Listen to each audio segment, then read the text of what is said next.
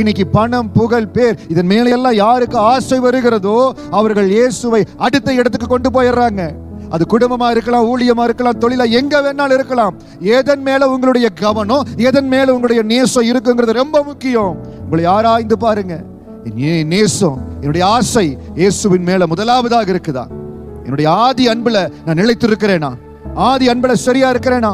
ஏசப்பாவை சொந்த இரட்சகராய் பெற்றுக்கொண்ட பொழுது நம்ம எப்படி அவரை நேசித்தோம், ஒவ்வொரு நாளும் அதிகமாய் அவரை நேசிக்கும்படியா அழைக்கப்பட்டு இருக்கிறோம். தயவு செய்து ஒருவேளை ஏசப்பாவை விட எதன் மேலாவது உங்களுக்கு நேசம் அதிகமா இருந்தால் இன்றைக்கு தேவ சமூகத்தில் ஒப்பு கொடுத்து, ஆண்டவரே எல்லாவற்றுக்கும் மேல உங்களை நான் முதலாவது வைக்கிற ஆண்டவருக்கு முதலிடம் கொடுங்க. எந்த இடத்துலயோ நீங்க தவறி விழாதபடி, உங்க பாதையிலிருந்து விலகி போகாதபடி, உங்க ஆவிக்குரிய ஓட்டத்தினுடைய வேகம் தணியாதபடி கர்த்தருடைய ஆவியானவர் உங்களை பலப்படுத்துவார். அதிகமான ஆசீர்வாதமான நிலைகளுக்கு கர்த்தர் உங்களை உயர்த்துவார், ஆசீர்வதிப்பார்.